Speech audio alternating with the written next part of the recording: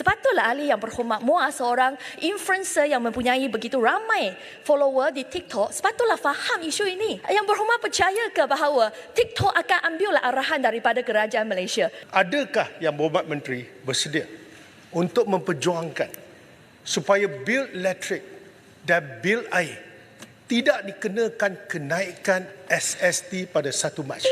Kerana air dan elektrisiti merupakan dua keperluan asas. Kalau kita dah boleh bagi pada telekomunikasi pengecualian tak naik daripada 6 ke 8%, kenapa tidak? Parking pun kita bagi. Dan makanan kita kekal pada 6%. Saya merayu sangat pada menteri, tolong. Kerana kalau kita kata, orang Islam kata, Jumaat tu penghulu segala hari. Ini bil air dan bil elektrik penghulu segala kenaikan.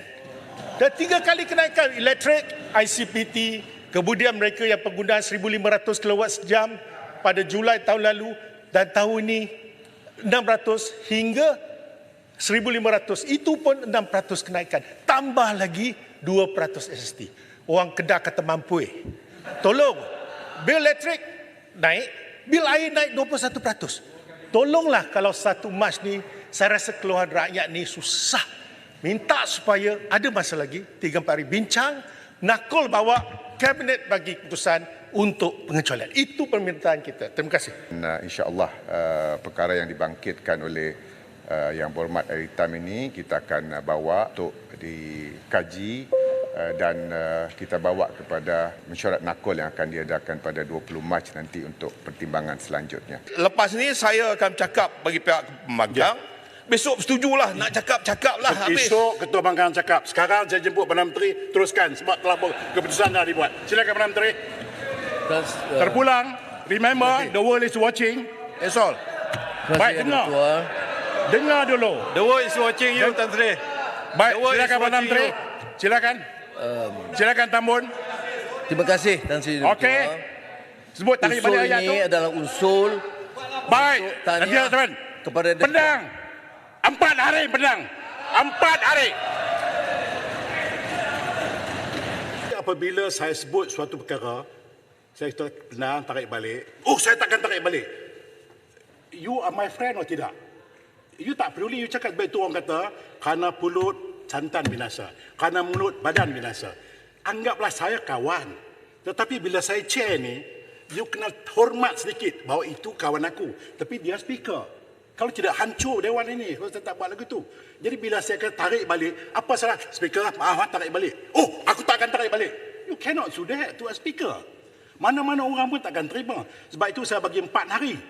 Agung kata 14 hari. No, saya kata 4 hari. Dengan hormatnya pedang, sila keluar. Terima kasih. Silakan Ketua Pembangkang. Ketua, saya ingat sebelum kita mulakan, saya minta pedang tarik baliklah supaya boleh speaker bagikan kelonggaran. Boleh? No, I've said 4 days. 4 days. Kalau ditarik tarik balik, boleh tak?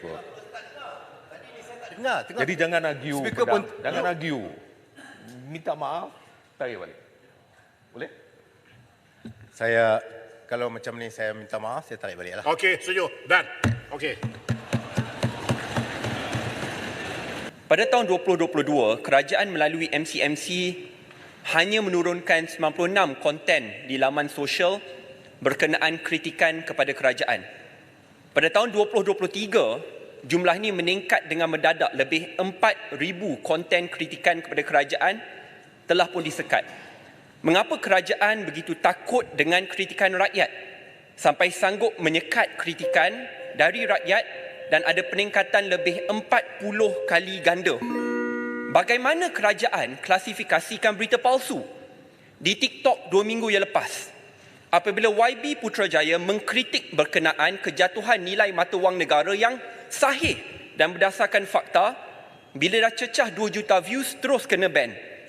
TV Pertiwi bila bicarakan isu Mansur Pencen, isu fakta, terus kena ban. Banyak akaun-akaun lain yang berbicarakan mengikut fakta kena ban. Adakah ini taktik baru kerajaan? Bila dah tak boleh jawab kritikan rakyat berkenaan isu ringgit yang lemah, kos sari hidup yang terus menekan rakyat, dan janji-janji yang dicapatikan, terus gunakan kuasa untuk menutup mulut rakyat. Kerajaan sama yang sebelum ini bicarakan soal kebebasan bersuara tetapi kini menyekat segala-galanya. Terima kasih. Terima kasih Yang Ahli Yang Berhormat Puan. Tetapi saya rasa banyak tuduhan yang dibuat oleh Yang Ahli Yang Berhormat Puan itu sebenarnya tidak berdasar. Pertama, pada tahun 2022, kandungan yang telah diturunkan 96 yang disebut oleh Yang Berhormat Muar adalah tentang berita palsu dan juga kandungan palsu. Itu pertama. Kedua, saya harap bahawa Yang Berhormat faham bahawa platform provider itu mereka tidak ikut arahan kerajaan. Kerajaan mana-mana mereka pun tak ikut arahan daripada kerajaan tersebut.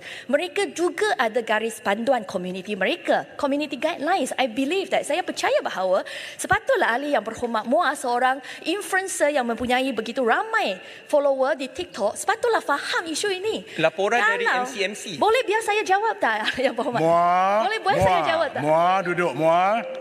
Jadi Terima kasih. prosedurnya adalah memang MCMC apabila kami terima laporan, kami akan kemukakan permintaan kepada Facebook, kepada TikTok, kepada X, kepada platform-platform yang lain. Tetapi akhirnya mereka akan buat keputusan sendiri sama ada mereka setuju dengan pandangan MCMC dan juga kerajaan. Jadi sekiranya sesuatu kandungan itu diturunkan oleh platform tersebut, ini bermakna bahawa platform tersebut juga setuju dengan penilaian, denganlah judgement ataupun request atau permintaan daripada kerajaan.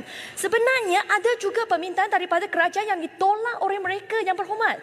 Yang Berhormat percaya ke bahawa TikTok akan ambillah arahan daripada kerajaan Malaysia? Tak kira siapa yang duduk di sebelah sini Yang Berhormat perlu faham. Facebook, TikTok, mereka sebagailah syarikat yang begitu besar, multinasional. Mereka tak ambil arahan daripada sesebuah kerajaan, tetapi mereka akan buat penilaian sendiri sama ada mereka setuju denganlah permintaan daripada sesebuah kerajaan itu.